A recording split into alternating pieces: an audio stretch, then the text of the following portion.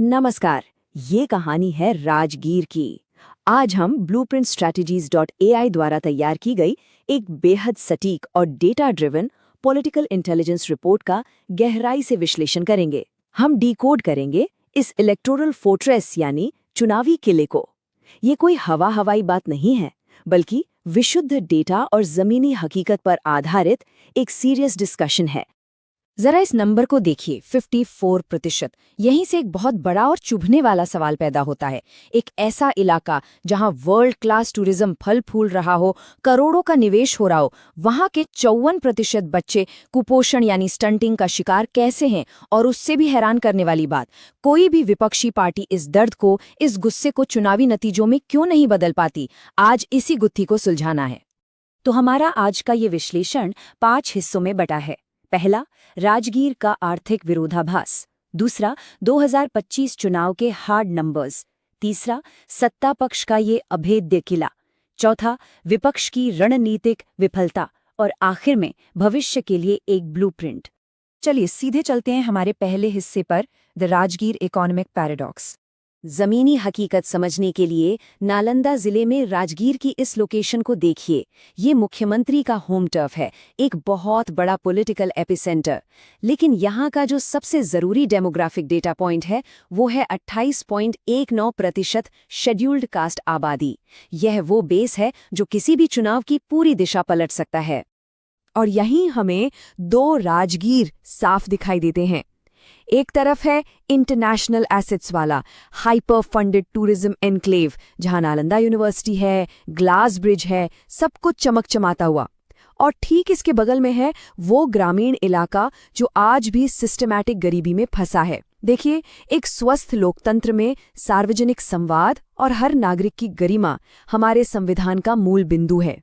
जब आर्थिक खाई इतनी गहरी हो, तो ये हमारी संवैधानिक और नैतिक जिम्मेदारी बनती है कि चुनाव इन्हीं असली मुद्दों पर लड़े जाएं, क्योंकि इस खाई की भारी कीमत वहां के लोग चुका रहे हैं। NFHS 5 का डेटा चीख चीख कर कह रहा है कि 54% बच्चों का विकास रुक गया है, 63% गैर गर्भवती महिलाएं एनीमिया से पीड़ित हैं, और सीजनल किसानी का संकट तो अपनी चरम सीमा पर है। ये सिर्फ कागजी आंकड़े नहीं हैं, ये लोगों के रोजमर्रा के संघर्ष हैं। इन्हें तो चुनाव का सबसे बड़ा नैरेटिव बनना चाहिए था। Section 2, 2025 election hard numbers. तो फिर 2025 में हुआ क्या? चलिए देखते हैं कि बैलेट बॉक्स पर इस दर्द का असल में क्या असर हुआ। नतीजे बिल्कुल आपके सामने हैं। सत्ता पक्ष के जेडीयू उम्मीदवार कौशल किशोर जी ने 57.87% वोट के साथ एक तरफा जीत दर्ज की। वहीं मुख्य विपक्षी CPI MLL के विश्वनाथ चौधरी जी 28% के आसपास ही सिमट कर रह गए। मतलब विपक्ष सत्ता पक्ष को कोई खास चुनौती दे ही नहीं पाया। जरा इस नंबर पर रुकते हैं, 55,428। ये जीत का मार्जिन है। एक हाई टर्नआउट वाले चुनाव में लगभग 30% का वोट डिफरेंस, ये कोई मामूली जीत नहीं है, ये एक क्लीन स्वीप है। ये दिखाता है कि सत्ता पक्ष की पकड़ जमीन पर कितनी मजबूत है। यही चीज हमें हमारे तीसरे सेक्शन की तरफ ले जाती है, द इनकम्बेंट इलेक्टोरल फोर्ट्रेस। आखिर राजगीर को इस अभेद्य किले में कैसे तब्दील किया गया? इस मैट्रिक्स को देखिए। पिछले 15 सालों से यहाँ NDA का एक छत्र राज है। लेकिन सबसे चौंकाने वाला ट्रेंड ये है कि 2020 में जो जीत का अंतर 16,000 था, वो 2025 में सीधा 55,000 पार कर गया। ये मार्जिन एक्सपोनेंशियली बड़ा है। ये किसी अचानक आई लहर का नतीजा नहीं है, ये एक सोचे समझे सिस्टम का नतीजा है। और इस सिस्टम की रीढ़ है कुर्मी और महादलित वोट का एब्सोल्यूट कंसोलिडेशन। सत्ता पक्ष ने एक ऐसा micro managed welfare delivery network खड़ा कर दिया है जो सीधा लोगों के घरों तक पहुंचता है। जब राशन और सरकारी योजनाएं एकदम सटीक तरीके से डिलीवर होती हैं, तो पारंपरिक क्लास स्ट्रगल या वर्ग संघर्ष की राजनीति जमीन पर पूरी तरह बेअसर हो जाती है। Section 4, the opposition strategic failure. तो फिर विपक्ष कहाँ चूक गया? इतनी भयंकर आर्थिक असमानता होने के बावजूद विपक्ष लोगों की इस परेशानी और गुस्से को अपने पक्ष में क्यों नहीं मोड़ पाया? इस विफलता को समझने के लिए रिपोर्ट में चतुर्मुख डॉक्ट्रिन मैप का इस्तेमाल किया गया है। ये 4 मोर्चों पर तैयारी को मापता है: इलेक्टोरल, ऑर्गेनाइजेशनल, नैरेटिव और रिसोर्स। डेटा साफ बताता है कि CPI-MLL का कैंपेन इन चारों मोर्चों पर पूरी तरह से बिखर गया। न उनका बूथ नेटवर्क काम आया, न उनका संदेश लोगों तक पहुंचा और न ही उनके संसाधन सही जगह लगे। और इसका सबसे बड़ा कारण था ये कैंडिडेट प्रोफाइलिंग पैराडॉक्स।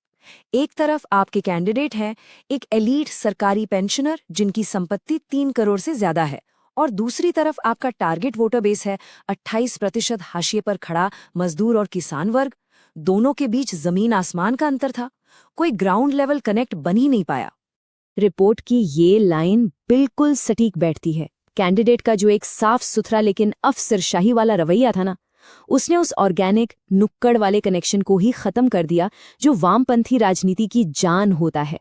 आप व्यक्तिगत रूप से कितने भी अच्छे इंसान हो, लेकिन अगर आप आर्थिक और सामाजिक रूप से अपने ही वोटर से कटे हुए हैं, तो आप सिस्टम के खिलाफ वो जरूरी राजनीतिक घर्षण, वो फ्रिक्शन पैदा नहीं कर सकते। तो आगे का रास्ता क्या है? हमारा 5वां और आखिरी section, blueprint for the future. इस ब्लूप्रिंट को इनसाइड और आउटसाइड स्ट्रैटेजी में बांटा गया है।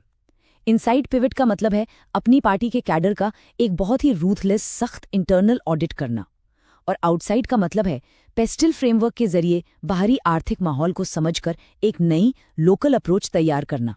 इसके 3 मुख्य कदम हैं। पहला, 50,000 घरों का एक हाइपर लोकल ग्रीवांस डेटाबेस बनाना ताकि लोगों की असली तकलीफें रिकॉर्ड हो सकें। दूसरा, 2 राजगीर के मुद्दे को आक्रामक तरीके से उठाना। और तीसरा, पूरी तरह से मगही भाषा में डिजिटल स्ट्रैटेजी बनाना।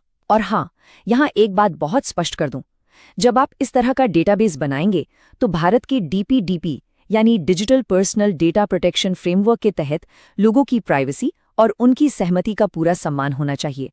यह सिर्फ कानूनी अनिवार्यता नहीं, बल्कि नागरिकों के प्रति हमारी जिम्मेदारी है। इस ब्लूप्रिंट की टैक्टिक्स बहुत आक्रामक हैं। आपको 35 से 45 साल का एक ऐसा ग्रासरूट लीडर चाहिए जो सीधे मुसहर या रविदास समाज से आता हो, जो यूथ के पलायन यानी आउट माइग्रेशन के डेटा को एक मुद्दे की तरह इस्तेमाल कर सके, और सबसे जरूरी, सत्ता पक्ष के वेलफेयर प्रोपेगेंडा को 60 मिनट के अंदर काउंटर करने की क्षमता हो। आपको बूथ लेवल पर इस नैरेटिव को डिसमेंटल करना ही होगा। तो अंत में एक सवाल जो हम सबको सोचना चाहिए, अगर करोड़ों डॉलर का टूरिज्म बूम उसी के साए में रहने वाले 54% कुपोषित बच्चों का पेट नहीं भर सकता, तो इस सन्नाटे को, इस अनकही तकलीफ को राजनीतिक ताकत में कौन बदलेगा? राजगीर का चुनावी भविष्य इसी बात पे निर्भर करेगा। If you want to become a people-centric leader and uplift your constituency, get in touch with Blueprint Strategies AI at mgr@blueprintstrategies.ai or call 08042041602. Purpose Beyond Politics.